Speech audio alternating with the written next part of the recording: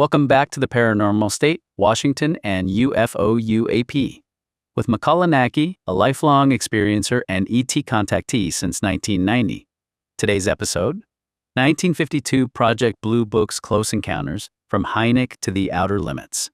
By mid-2026, anyone well-versed in CE5 protocols and the broader landscape of contact research is already familiar with Dr. Stephen Greer's contributions, having introduced his classification frameworks back in the early 1990s. But Greer's work didn't invent the playbook. It built upon a foundation with a fascinating lineage. Before modern contact protocols expanded the vocabulary, two distinct eras of classification existed. The journey began in 1952 with Project Blue Book and Dr. J. Allen Hynek, who established the original benchmark ranging from close encounters of the first through third kinds, CE1 to CE3. Decades later, independent ufologists and researchers pushed past Hynek's cautious boundaries to craft the remaining tiers, stretching all the way from CE4 to CE7. Let's dive into where it all started.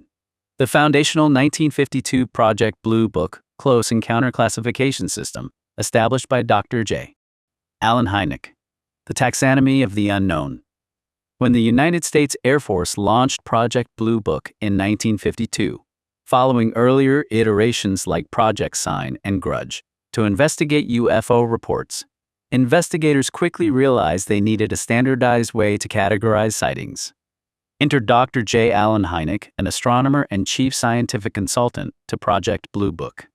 Initially a skeptical academic tasked with debunking UFO claims, Hynek grew increasingly frustrated by the Air Force's dismissive attitude. He eventually became the godfather of modern ufology by developing the official classification system for UFO encounters, dividing them into close encounters and nocturnal daylight disks.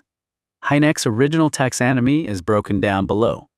Before Dr. J. Allen Hynek established his famous close encounter scale for events occurring within 500 feet of an observer, Project Blue Book and its precursor projects, Sign and Grudge, required a system to classify sightings occurring at a distance.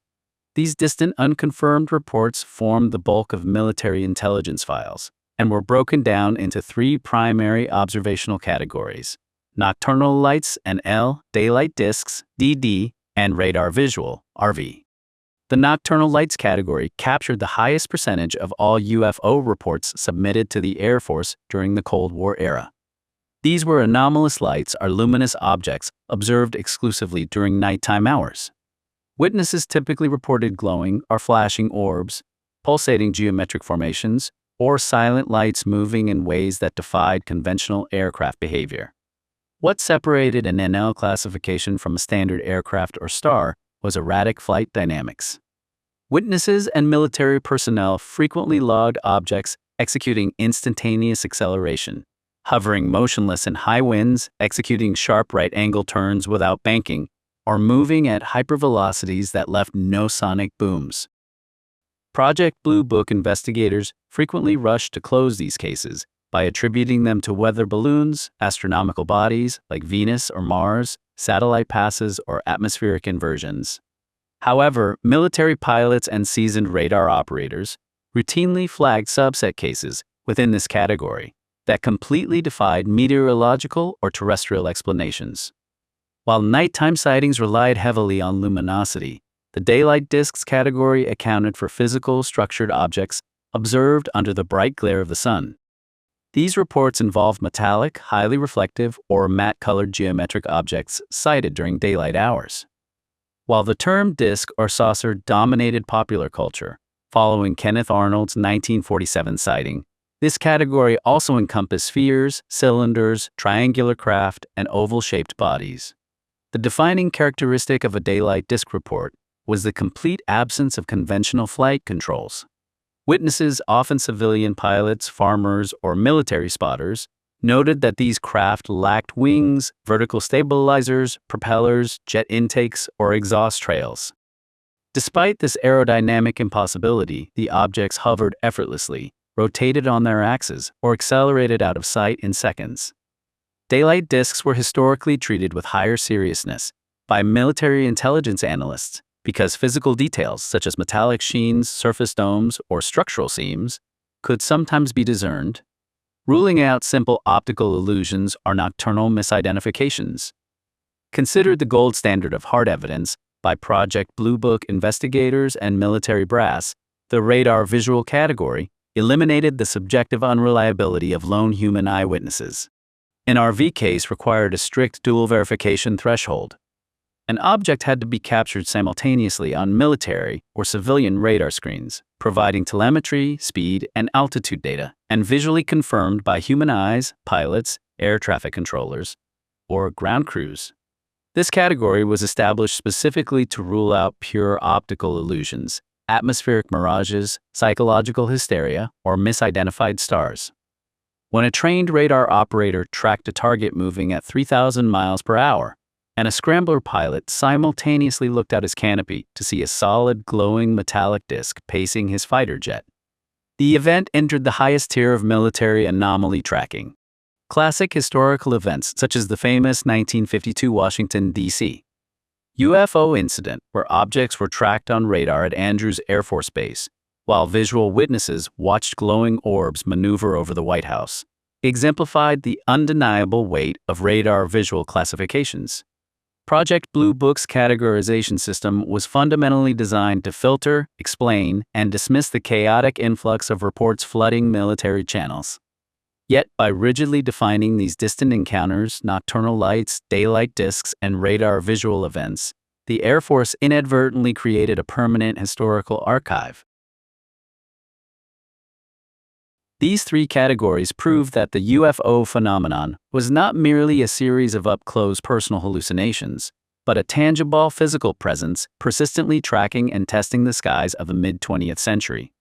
Hynek established that an event only qualified as a close encounter if the UFO approached within 500 feet, approximately 150 meters, of the witness. He originally established three distinct tiers, which later ufologists expanded to include more specific interactions. Close encounters of the first kind, CE1. When Dr. J. Allen Hynek formulated his taxonomy for Project Blue Book, and later the Center for UFO Studies, CUFUS, close encounters of the first kind, CE1, represented the threshold where a sighting shifted from a distant anomaly to an immediate undeniable presence. While an object observed at a distance, like a nocturnal light or daylight disk, leaves room for skepticism, atmospheric misidentification, or optical illusion, a CE1 event strips away those excuses. It places the witness and the anomalous object in the same immediate physical space, within a 500-foot, approximately 150-meter perimeter, while maintaining a strict boundary of non-interaction.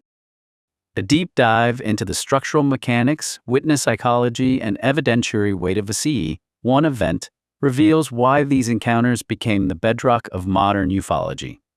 To be formally classified as a close encounter of the first kind, a case must meet two distinct criteria: the 500-foot boundary. The UFO, whether a structured metallic craft, a glowing plasma orb, or an unidentifiable geometric object, must approach close enough to the observer that details of its scale, surface texture, and behavior can be perceived without binoculars or specialized equipment. There is no physical interaction between the object and the environment, no scorched earth, electromagnetic interference, or physiological trauma, and no direct interaction between the intelligence inside the craft and the witness, no communication, abduction, or entity sighting. It is purely an observation of high strangeness at point-blank range. Consider the classic motorist scenario often documented in mid-century and modern files. A lone driver on a desolate stretch of highway at 2 a.m. Without warning, the ambient environment changes. The engine may continue to run normally, separating it from a CE2 physical trace case, but a profound silence descends. Looking up, the driver sees a massive, silent, disc-shaped craft, perhaps 50 feet in diameter, hovering directly above the tree line or illuminating the asphalt just yards away. Witnesses frequently report distinct sensory details during a CE1. An absolute lack of aerodynamic noise, no jet engines, no roaring rotors, no sonic wind, a subtle ambient hum or electrostatic crackle in the air. An intense illumination emanating from the craft itself rather than external spotlights. After lingering for a minute or two, seemingly observing the area, scanning the terrain, or simply existing, the object accelerates away instantly.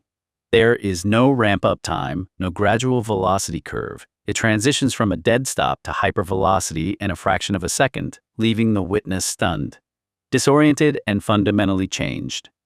Mainstream skeptics and historical debunkers often try to dismiss CE1 reports as illusions caused by swamp gas, ball lightning, or psychological fatigue. However, Hynek and other serious investigators noted several factors that made CE1 cases difficult to write off. Many of the most compelling CE1 cases involved multiple independent observers, such as families, police officers, or groups of friends, who experienced the exact same spatial anomaly simultaneously from slightly different angles, ruling out individual hallucinations. Witnesses could consistently describe structural features, such as inset portholes, seamless brushed metal hulls, rotating outer rings, or shifting color spectrums of light that defied known aircraft engineering of the era. While a CE1 lacks the physical danger of a CE2 or the force trauma of a CE4 abduction, it delivers a massive psychological blow known as ontological shock. Seeing a multi-ton object defy gravity, inertia, and atmospheric physics silently a few hundred feet above your head shatters a person's foundational worldview, forcing them to realize that humanity is not alone and that our accepted scientific paradigm is incomplete. Close encounters of the first kind serve as the front line of high strangeness. They are the undeniable moments where the unknown crosses the barrier of distance and stares humanity directly in the face, demanding an explanation that mid-century industrial science was entirely unequipped to provide. Close encounters of the second kind, CE2. When Dr. J. Allen Hynek established the Taxonomy for Project Blue Book and later founded the Center for UFO Studies, CUFUS, Close Encounters of the Second Kind, CE2, represented a crucial evolutionary leap in UFO research. While a close encounter of the first kind, CE1, relies entirely on visual observation at close range, within 500 feet, a CE2 event introduces physical evidence. It bridges the gap between fleeting optical anomalies and tangible, measurable reality. In a CE2 case, the UFO leaves behind an unmistakable calling card: physical, environmental, electrical, or biological proof that an anomalous high-energy presence interacted directly with our terrestrial space. A deep dive into the mechanics, physical traces, and scientific implications of CE2 encounters reveals why these cases became the ultimate nightmare for dismissive skeptics. To be classified as a close encounter of the second kind, an event must meet two strict criteria. The encounter must occur within close range, typically under 500 feet, though its secondary effects can ripple across miles. The UFO must actively modify, disrupt, or leave physical marks upon its immediate environment, or exert a direct physiological effect on the observer, without presenting visible biological entities, which would elevate the case to a CE3.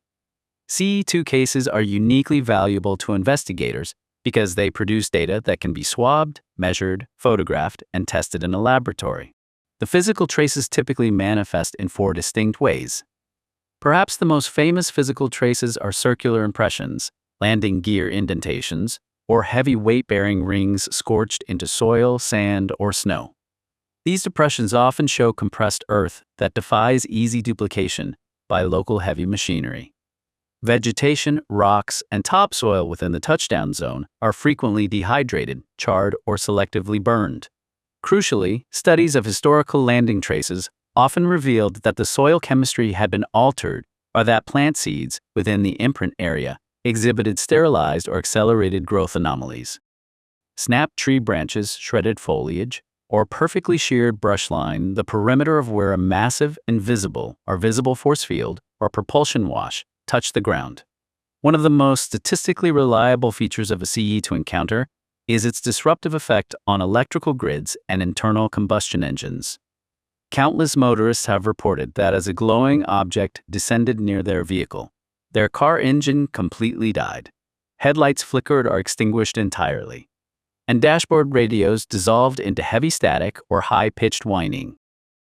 In classic CE2 fashion, the moment the anomalous craft accelerated away and cleared the area, the vehicle's electrical systems instantaneously snapped back to life, engines turning over on the first try. ruling out mechanical failure and pointing directly to a massive localized electromagnetic pulse, EMP, or magnetic field.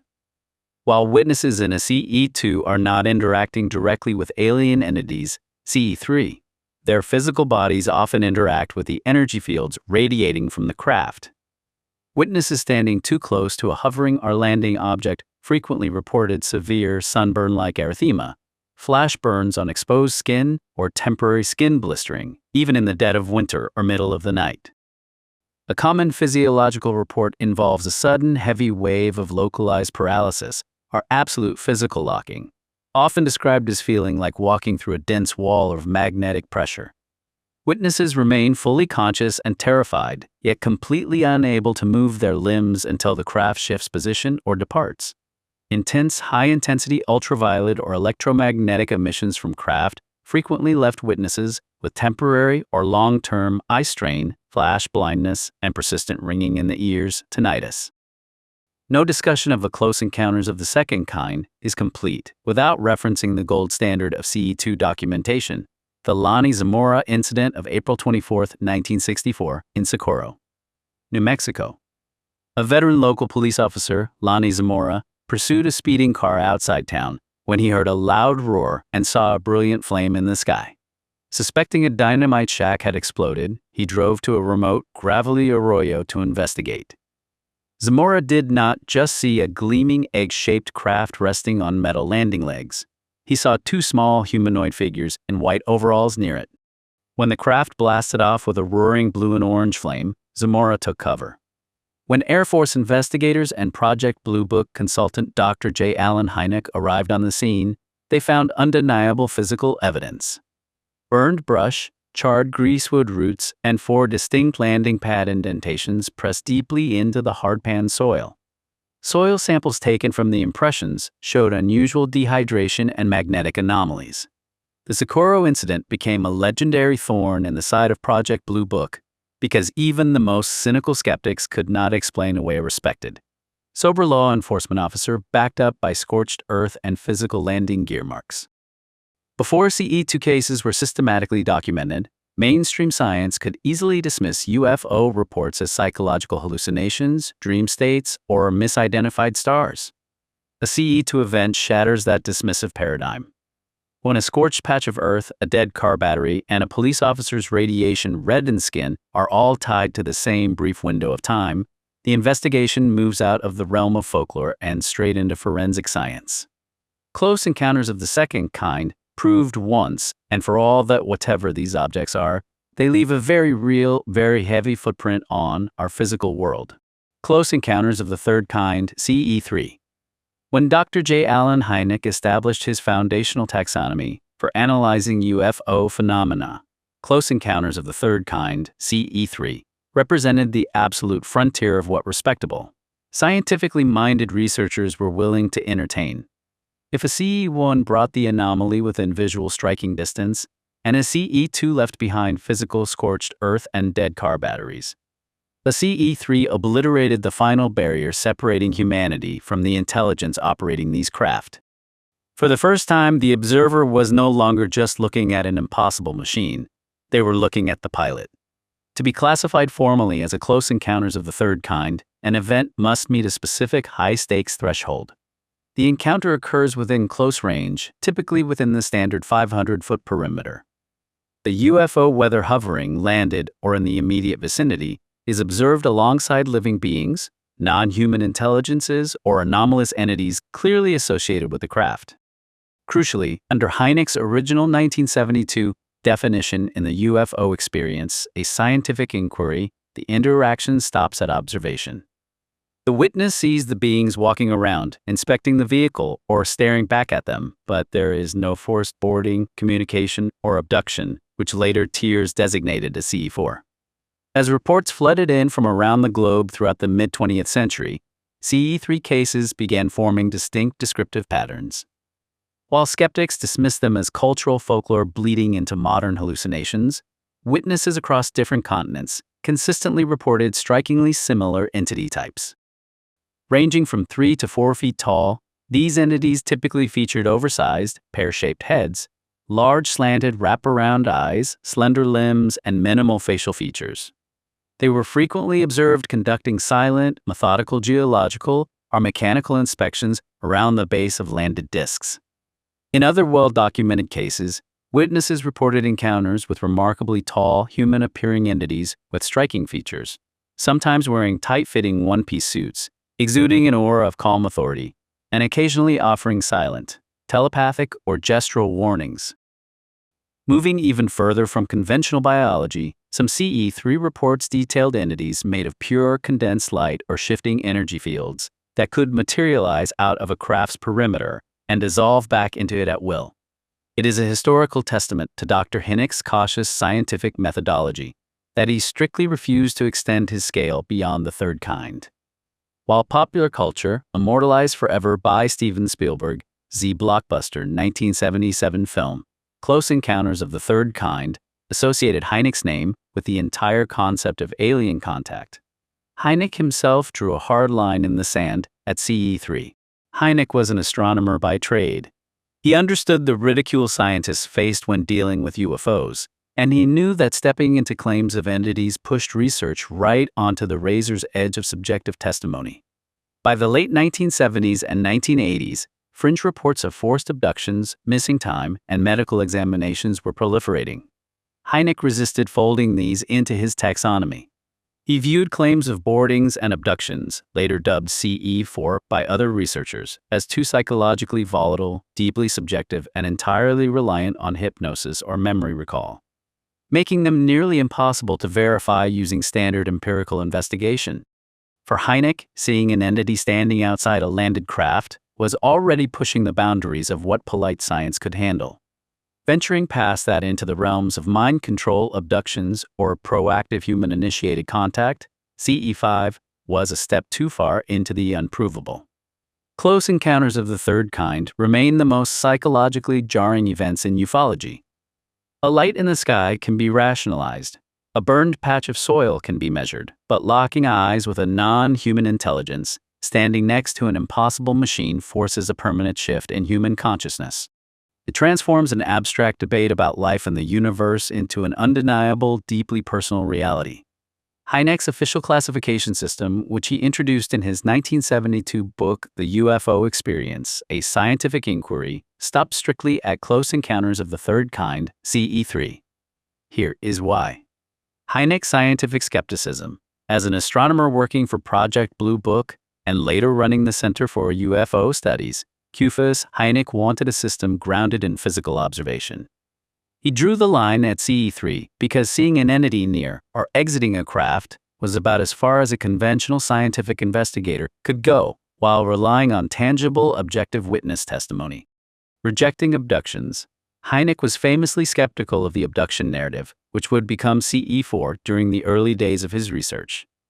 He viewed claims of missing time and boardings as psychological, cultural, or fringe phenomena that were too subjective and lacked the hard empirical footing of a physical sighting with trace evidence, CE2, or visible occupants.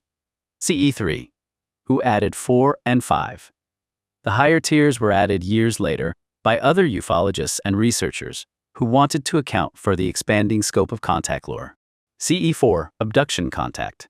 Popularized by researchers in the late 1970s and 1980s, such as Bud Hopkins and Dr. John Mack, as UFO reports increasingly involved direct interaction and missing time. CE5, human-initiated contact, coined in the 1990s by Dr. Stephen Greer and CSETI to categorize proactive, peaceful, two-way communication initiated by humans. So, while Steven Spielberg immortalized Hynek's scale with his 1977 movie title, Close Encounters of the Third Kind, Hynek himself never went past 3. Later expansions added by modern ufologists. While Hynek stopped at CE3, subsequent researchers added higher tiers to account for escalating contact experiences. Close Encounters of the Fourth Kind, CE4, cases where a witness experiences a direct abduction, forced contact, or missing time event involving the occupants or craft. Close Encounters of the Fifth Kind, CE5, human-initiated, two-way communication, or contact. The Core Protocol Champion by Dr. Stephen Greer's CSETI, involving peaceful. Structured Human Invitation to Establish Contact. Project Blue Book was officially shut down in 1969 after the Condon Report concluded that UFOs posed no national security threat and offered no scientific value. However, Dr. Hynek's classification system outlived the project entirely, giving humanity a permanent structured vocabulary to talk about high strangeness encounters. Why dedicate a podcast episode or an essay series to unpacking these different classification systems? Is Dr. Stephen Greer's framework not enough? Well, comparing Greer's classification to earlier systems reveals a fascinating ideological split. Taxonomies don't appear in a vacuum. They are shaped entirely by the eras that birthed them. The classification system structure is dictated by the chronological time, prevailing scientific paradigms, cultural anxiety, and technological limits of its decade. As the UFO and UAP phenomenon itself has evolved, so too has our vocabulary for describing it.